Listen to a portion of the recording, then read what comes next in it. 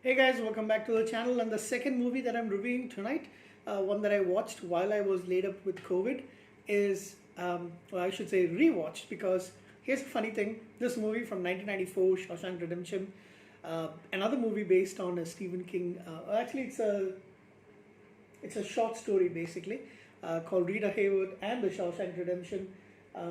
But they made this into the drama film of 1994. Amazing Oscar-worthy movie. In fact, they were actually nominated for Oscar. But here's the funny part about this film. I actually call this one of my favorite movies, and I've only watched this movie once.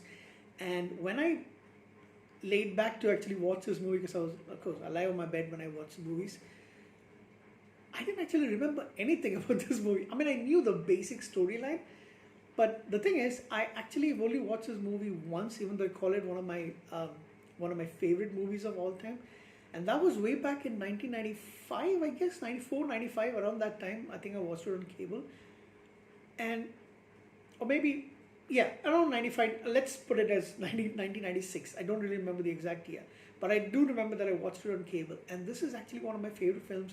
And I basically forgot the entire film except for the fact that the main characters, the two main actors, and of course what happens towards the end. So basically, it was like, and it's been so many years, so it is like watching the movie for the very first time. But yes, I would say, can claim it once again. This movie is definitely in my top 10 of movies. In fact, yeah, it's in my top 10. I can call it definitely one of my favorite films of all time. Amazing film, amazing acting. I can't really find much to say negative about this movie because it is that amazing. Even though a lot of the things aren't that pleasant, especially when the character Andy gets tortured, basically by the prisoner who Andy Dufresne, who gets tortured while he is in prison. So the story is basically about this man Andy Dufresne, who is wrongly committed, wrongly what do you call it? um, he is wrongly convicted. That was what I was looking for a crime he did not for a crime that he did not do. Basically, of killing his wife, who was having an affair with another man, and he contemplated going and shooting them, killing them while he was drunk. But in the end, he actually left. But that was more than enough for people to actually convict him, because he left um, evidences of him being there with a gun and bullets, and that is the reason why he gets convicted by a jury, and he goes to prison. So this movie is set during 1947. Well, that's the beginning part, in Portland, Maine. Basically, he is the odd guy out. He is not considered to be someone who could actually survive prison. He, like I mentioned, he is actually frequently sexually assaulted by some men, and who, like, a small little gang. The leader is called Boggs, played by. Do I have the actor over here? That guy really plays bad guys really well.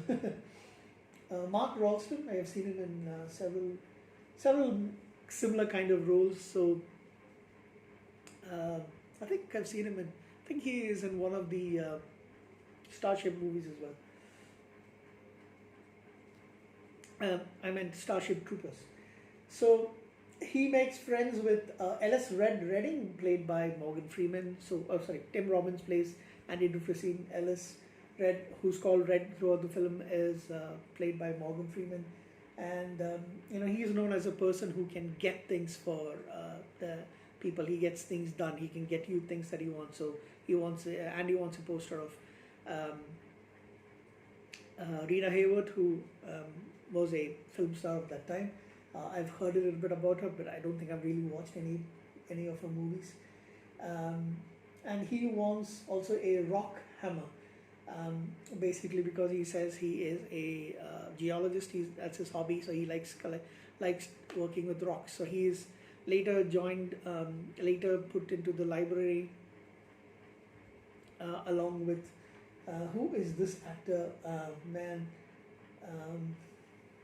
James Whitmore, who plays the elderly prison librarian, who's been there for 50 years. 50 years in prison, man. I can't even imagine it. He is scared when he leaves. He has no clue what's going to happen. And, like he can't live outside. I felt really sad during those scenes, of course, because, he doesn't want to go outside. His, time is up. He can leave and go to become a free man, but he's scared. It's kind of like he went into prison as a young man, and 50 years later, that's all basically he knows, and so he struggles in the outside world, and finally he decides to kill himself. Scratching the words, Brooks was here. William Sadler plays one of the other members who makes friends with Andy, who's a friend of Red and part of his gang. Plays Haywood. Samuel Norton plays one of the cruel warden of Shawshank Redemption. It's so satisfying when he has got to kill himself because he is found out. Clancy Brown plays Byron Hadley, who is basically the captain of the prison guard. Another guy who is corrupt and working along with the warden. Surprisingly, and I did not remember this, excuse me, Gil Bellows, who I've seen in TV series like Ally McBeal and several others and some other movies. A young Gil Bellows plays Tommy Williams, who's a young convict, and unfortunately he is killed.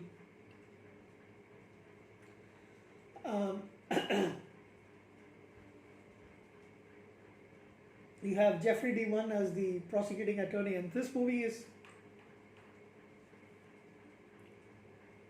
excuse me about that, I'm still recovering from my issues. This movie is actually directed by Frank Darabont, who was behind Walking Dead, The Mist, several other movies, and Jeffrey D. Munn is one of his regulars. He's in quite a few of his productions, and so of course the most famous part is when they find that Andy is missing. Nobody knows where he's gone. Nobody knew anything about it, but he planned everything really well.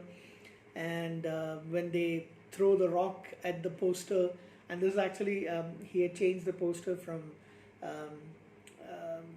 Rita Hayworth to Raquel Welch, because by now 20 years has something like that has passed, and being in prison, and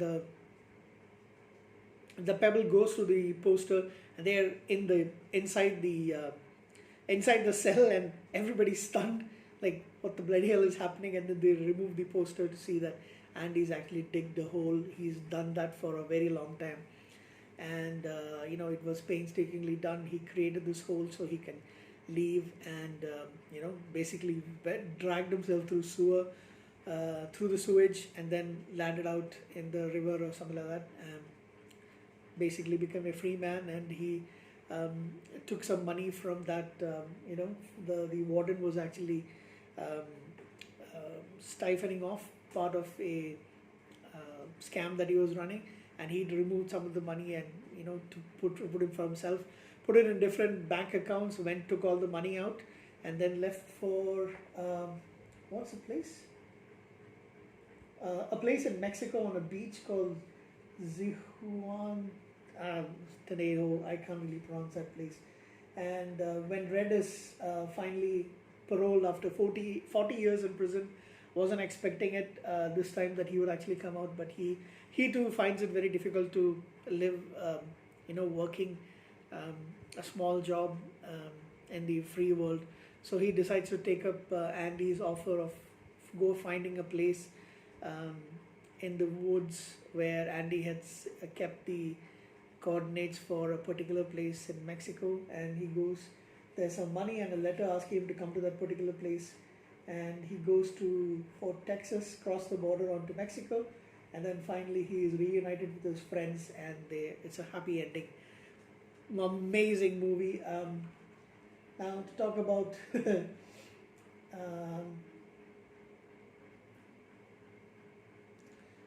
7 Academy Award nominations. I don't think it actually won anything because